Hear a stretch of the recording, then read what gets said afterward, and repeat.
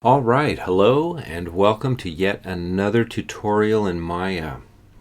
Okay, today let's look at how we can take a paint effect stroke like a tree. This is just a single tree from the Maya paint effect strokes.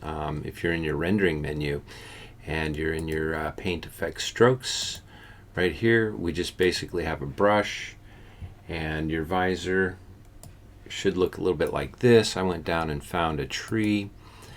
Let's open up our trees. All right, well, maybe our trees are not going to open up. Well, anyway, this is where we're going to find it, in the tree menu. I'll have to figure out why it's not working right now. But anyway, the challenge of working with a paint effect stroke in the Maya or in the Mental Ray physical sun and sky system is that you have to convert this from a paint effect stroke to a polygon, and it's generally just done through a modify, convert, and we're going to take paint effects to polygons. Okay, and that will make it show up in the Mental Ray physical sun-sky simulation. So essentially what I have here is the paint effect stroke itself, and I have a light. This is the physical sun-sky light. And if I come over here, I'll show you kind of what it looks like. It's backlit right now because the sun is coming from behind the tree, and that's my camera angle.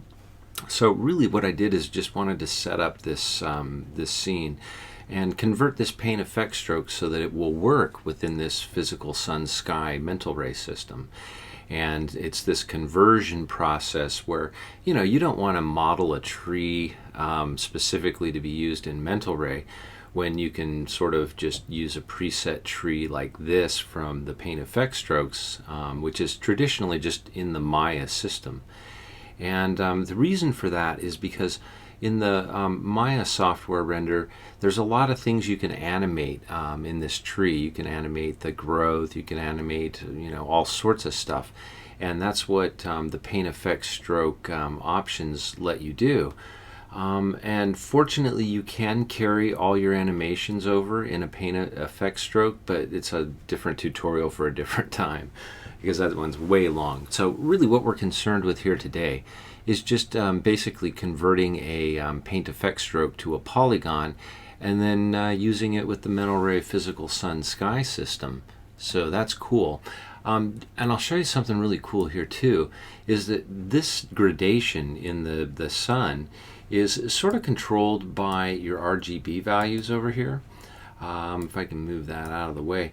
If you move one of these values, like let's say we push it into the red at 1.75 or something like that, typically we're going to get something that looks a lot different.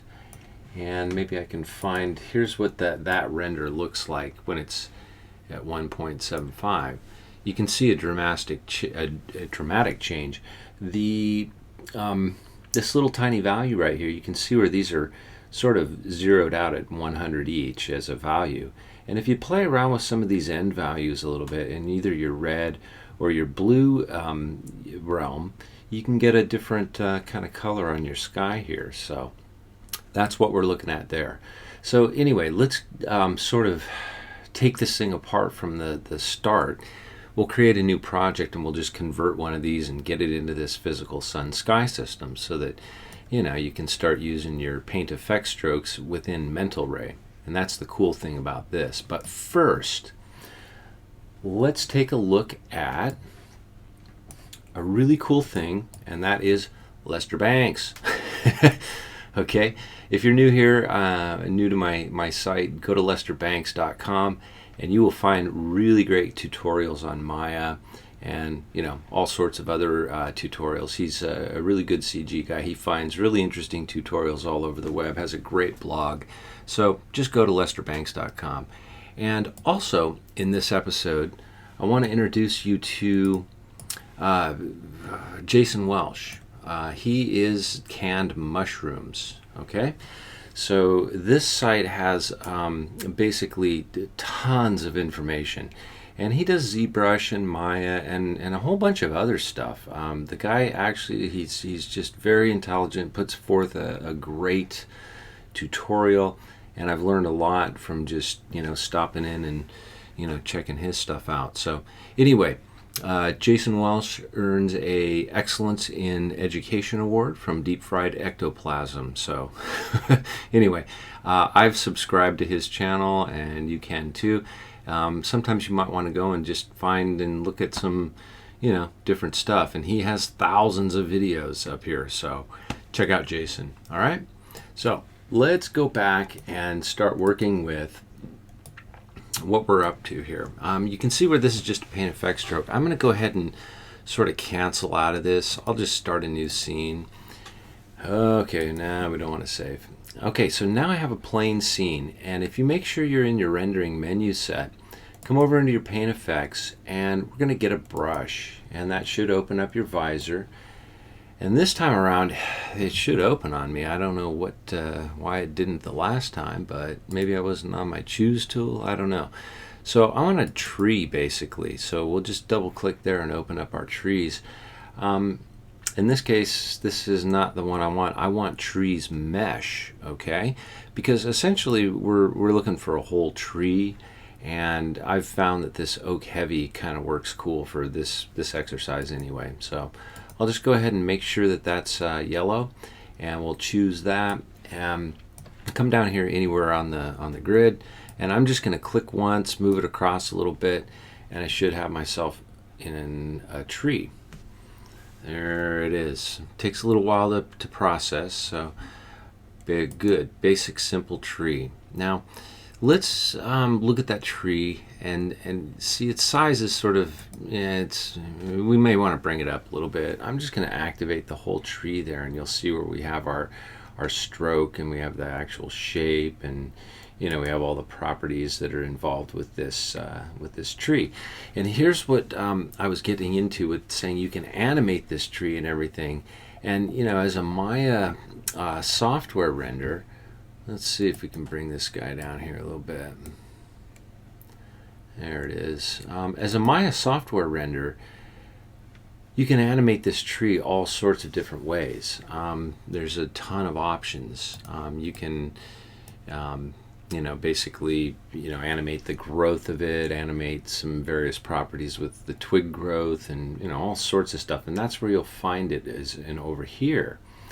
In this case, I want to sort of convert this mesh because it looks great. Let's just take a quick render as to what it looks like in the Maya software render. And here's what it should look like for you too. That's just a basic tree, no big deal. But it is a paint effect stroke, and we'll just look at it like that. So now that we have the tree, you might want to come over, and we're going to convert this because we need to get it into, if you'll notice, if you switch over into mental ray right at this point, go to mental ray and just draft quality, blah, blah, you'll see that, you get nothing. Okay, that's because it is a Maya software kind of render thing. And what we need to do is we need to convert this paint effect stroke into a polygon mesh, basically. So let's do that. I'm going to bring this over. If you'll notice, you have a lot of different options over here. Sometimes when I'm converting this stuff, I like to just make my mesh, maybe half of what it is. I'll just go to, like, say 15 and 2 on here just to start out. It just sort of reduces the number of, the foliage and stuff, just for a starting point. And I might go into my shaded mode and kind of see what's going on there now. And I'm in high quality rendering. For this, I may want to just switch back to default quality rendering and, take my textures off and stuff. So anyway, you can see that that's what I have here. Got your basic tree. Okay, well, now is the hard part. What we got to do is take this whole tree, and you can see where the whole mesh is lit up, and you'll notice that there's lots of options over here to do different stuff with. For right now, we're just going to go with a default type of thing, and we're going to convert this mesh into a polygon. So anyway, it gets kind of complicated when you have lots of animation stuff and you pull one of these out of Maya and go into mental ray with it. So just be aware of that. For the moment, we just want a static tree. Okay, so if you go up into your modify and come down into your convert and come over to the paint effects to polygons and go to your options right here. I'm going to click my options on right. And as you'll notice, you have a couple of different things. Don't be too worried about those, but you'll see what you have called a poly limit, and that's the number of faces that is essentially it's going to limit to. Now, if you hover over this for a second, you'll notice that it says limit number of faces per output mesh. A value of 0 means no limit. Well, okay, that means that it will pretty much convert just the way it is, and we should be cool. But let's say you put some faces in here, you wanted to specify a number. I'll just like type in a bunch of 9s there, as many as I can, and go ahead and hit convert. And sometimes what Maya will do is it will tell you down here that, well, we've exceeded the poly limit, and you know, you'll get this warning, and it'll be basically incomplete geometry. Well, depending on what kind of system you're on, you don't have to worry about it necessarily. So anyway, I'm on a pretty good back, and I think what I'll do is I'll just do a couple of Z's here. We'll get back to kind of where we were. All right, I think that's probably good enough.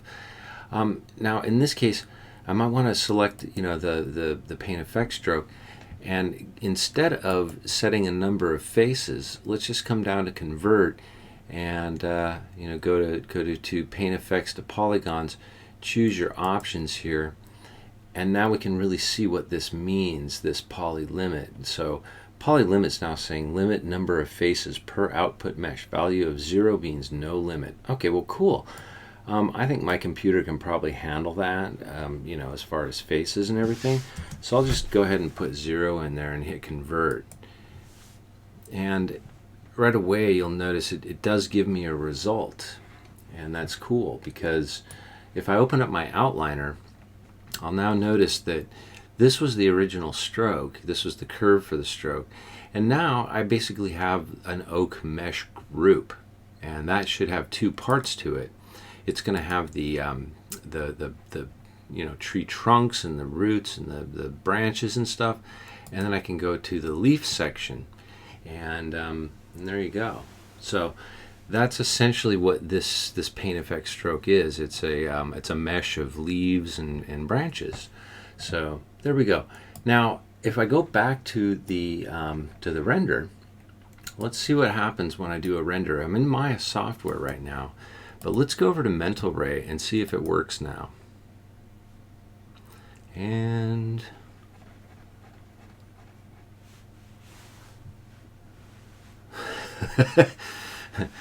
I don't know, is it there? Ah, there it is. Okay, so I got my tree. It's now in Mental Ray, and so that's kind of cool. It's showing up in Mental Ray. Now let's do something real quick while we're in Mental Ray.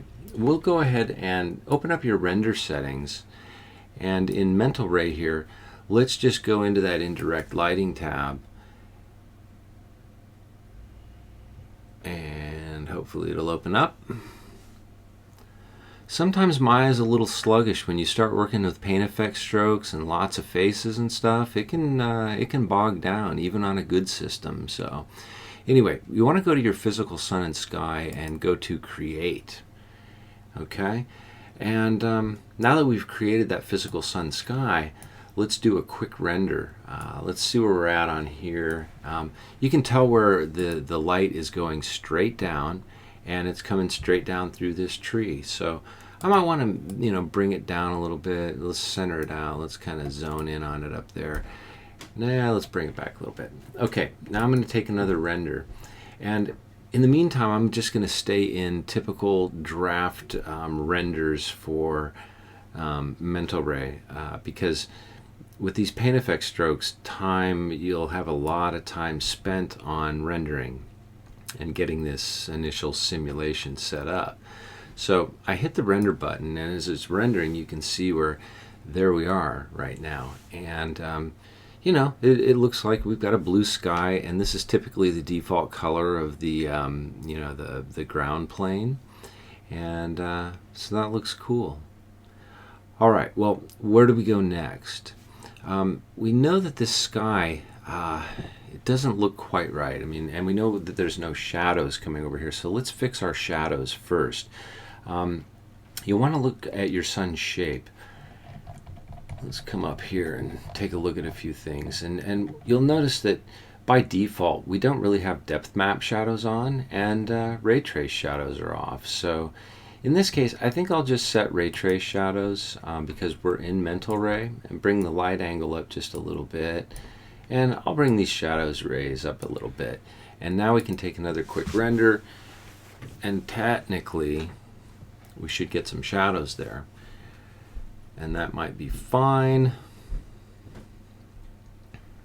or we might not. And if we don't get our shadows, we kind of have to go and figure out why. All right, so technically I'm not getting shadows right now. Well, because you created this physical sun and sky system, and we did enable shadows, but remember, this is just sort of this gray plane down here is just sort of the visible plane for the sun-sky system. And what we need to do in order to get shadows is we've got to create a ground plane right here that the light will bounce off of, or the light will strike. So that's our first thing to do with this physical sun-sky. So let's come over here, maybe just cruise into that mode, and let's create a polygon, say, plane. All right.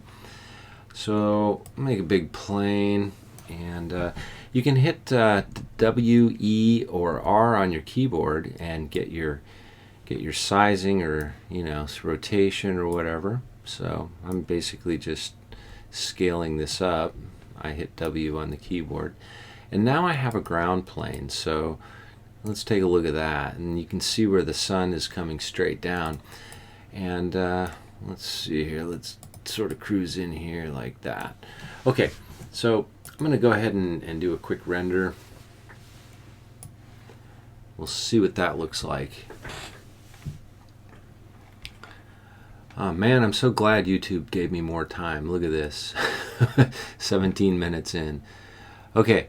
So now you can see where your shadow is showing up, your light is showing up. Here's our plane right here, and here's the horizon. And typically this horizon is controlled in the physical sun-sky system. So really at this point we want to maybe make a couple fine tunes in mental ray in that physical sun-sky node. So maybe it's best to open up your Hypershade, because the Hypershade sort of gives you access real quickly to some various properties that you want to adjust for this physical sun-sky. So with the Hypershade open, you'll notice you have tabs up here, and you want to go to your utilities. And in this case, this is where the some of the nodes are connected to that physical sun-sky.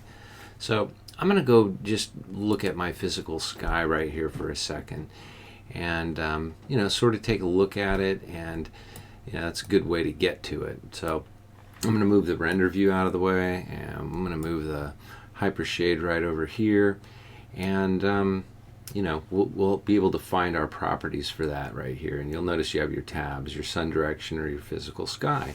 Well, the light intensity is controlled by the multiplier right here. So in our last render, what we have is this. And if I maybe take that multiplier down to, say, 0.750, it's going to control the overall, what do you call it? The overall, like, say, brightness of the scene. And this is just one place to start with it, because there is also another shader connected to this that has, a pretty big effect on what's happening with this scene. So anyway, even on draft mode, it goes pretty slow. So here's where you can see that horizon line, and there's a whole tutorial on this, but anyway, you can sort of get the idea. We're at a horizon height of 0 right here. So if I bring that down a little bit, say maybe the -1 value, it'll pretty much go away. And our ground color is just a normal Lambert plane right now, and the sun is coming straight down. So let's take a look at maybe adjusting this a little bit more for a couple of other things. The saturation, for one. I already lowered the horizon height, and let's actually add a little bit more saturation. I'll maybe bring that to a 1.5, and let's give it one more render. And then we'll change the angle, and we'll see what it looks like in the backlight situation there. But it'll take a lot longer to render as these things go by. So just be aware of that. Paint effect strokes are, they can be fairly complicated to work with in Mental Ray. Okay, so there we have it. It has just a little bit more saturation. It looks a little bluer, and yeah, that's cool. So we'll work with that for the moment. I'm going to move this out of the way. Let's take this guy out of the way. And in this case, I might want to choose my, my point light right here. There we go. And in this case, let's bring it up. I'm going to just hit W on the keyboard, bring it straight up. There we go. Now we can kind of see it's a directional light, so the light is basically coming straight down. And we don't really want the light to be coming straight down, so I'll go ahead and hit E on the keyboard, and let's bring this light more like, at an angle. And in this case, I'm tilting it up toward this way, so it's going to be backlighting right now. So I'll bring this down a little bit. Let's come in a little bit.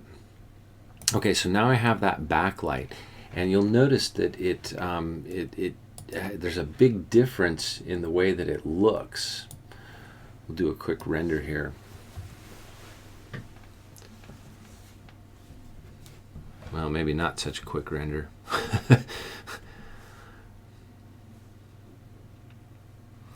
Okay, so we have this kind of backlit now, and we're looking directly at the sun, and this is the shadow coming toward us. And that's cool. You want to think about this really like you would a physical sun and sky. So now that we have this, you might want to look at, well, does this need to be like that? Well, no, it doesn't. It's kind of obtrusive up there, or maybe not. It just depends on what you need. But in this case, let's look at how to control some of this stuff. Let's get back up in here to our physical sun sky and take a look at this disk intensity, the scale, and the glow intensity. Now, this is pretty extreme right now, and it's at like 1, 4, and 1. Let's just try and say maybe take this down to 0 values on everything. All right, let's take it to 0 on everything and see what happens to this. Usually you get consistent results with the physical sun and sky. Sometimes you don't. It all depends on what you're doing.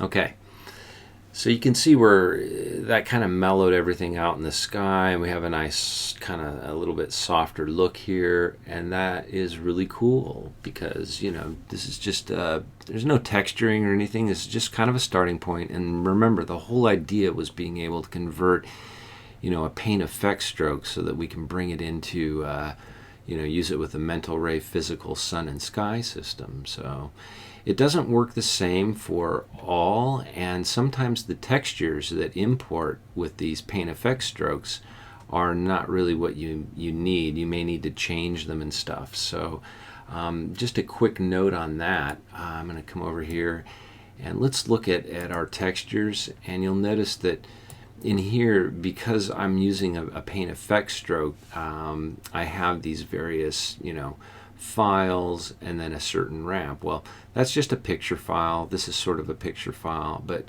if you look at your ramp and go ahead and click on your ramp, make sure you choose Tools on, click on your ramp, you'll notice that you can kind of change properties here a little bit. And it doesn't always work. If I were to click on this ramp here and then try, for example, to bring the level of this down, you can kind of mess around with it through your color and your shading here. And it, depending on what you have your other levels set at, it may or may not make a difference. So it's just something to be aware of. The textures don't always translate well from paint effect strokes into the physical sun and sky system. So There you go. I can see where this is a little bit more green just by bringing that value down a little bit, but you know, you may have varying results. I don't know. So anyway, that's about it as far as this tutorial goes, because, oh, I want to show you how to switch this sky up too. Let's just do that real quick and have some fun with that. If you come over here and go back to your, say, utilities, and let's choose the physical sun. Let's see. You'll notice that most of your attributes here you can't change. You could probably change your shadow softness a little bit, but what we're really interested in here is the you know, physical sky, and let's see here, this conversion right here. So right now, because I've activated my physical sky, I'm going to move that aside, and that's the sky here. You'll notice that you have your conversions here, and in order to, you know, say, let's switch this up like it was a sunrise, you might want to go a little heavier in the blue. So if you click in here and maybe set that up about 50 points like that, take another render, you'll notice that your sky and everything in that system sort of gives you a shift to blue. And you know, render time is always going to be what you're dealing with. So anyway, there you go. Kind of pretty. All right, so you can keep messing around with that stuff. And you know, also remember that this render is being affected by, let's take a look at our Hypershade. It's also being affected by this exposure node here. That's your MIA exposure simple, and that's attached to this. So let's take a look at that real quick. You'll notice that it has a pedestal and a gain and a knee and a gamma. For the most part, gamma 2.2 is standard for most everything. You know, compression I sort of just leave alone. You can kind of play around with your pedestal and gain a little bit. Watch what happens when I bring the gain up from, say, 0.2 to like 0.348. We have this image, and now we brought our gain up, and technically you're going to see differences in, well, gain. Much brighter. Okay, so that gain is having an effect there. So, you know, sort of do some controlled tests and play around with your pedestal and gain settings a little bit, and you can throw some knee stuff in there too. But anyway, it's you know, you need to kind of mess around with those sometimes. So I'm going to go ahead and set my gain back down here a little bit, and we'll take another quick render. Set that way down.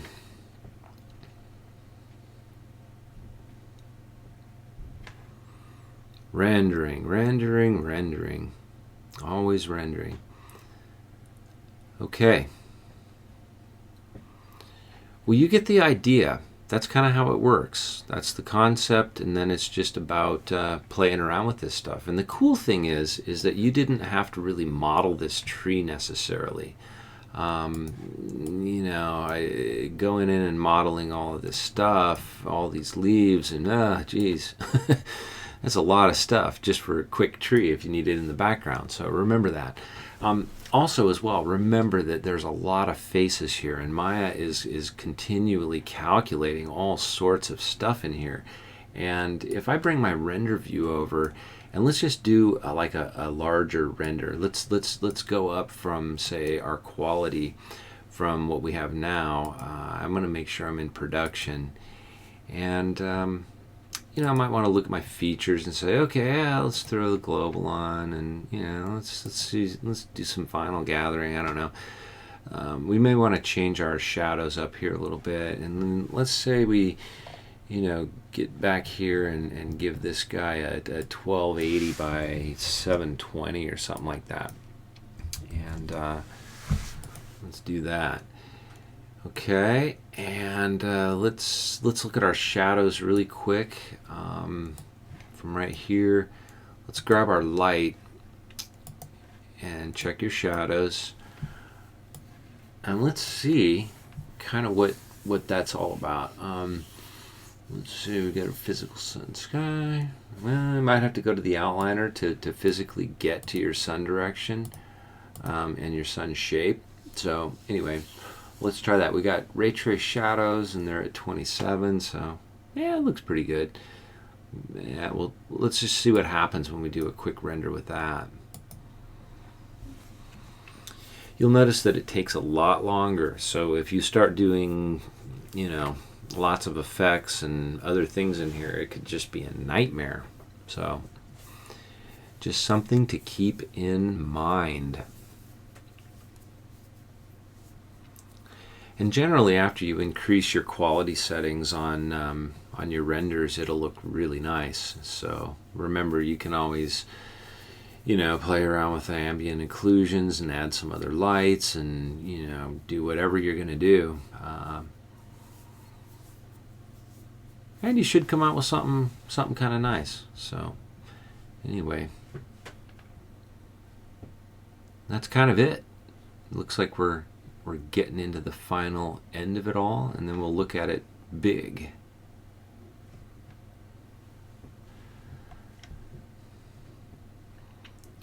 Yeah, and no matter what size of computer you're on, rendering is always sort of just that, you know. Try and stay low quality to begin with, and then start increasing your levels, because right now you can see where, you know, it's taking a long time and it's working its way through various patches here, and it's sort of cleaning up, you know, depending on what your sampling levels are and whatnot. It's yeah, that's the art of rendering. So, you know, there's people that just specialize in rendering in Maya and optimizing all this kind of stuff. So anyway, you can see how important it is when you're in a production pipeline or a flow or something like that. You know, you really need to get it done. So anyway, there it is. That's what we're looking at, and great. So I hope you learned something, and thanks for stopping in. I commend you for learning this with me and taking the time to learn this and putting forth a little extra effort, because you know what? It makes you a good person. All right, so read a book right now, and have a great day, and we'll see you for the next one.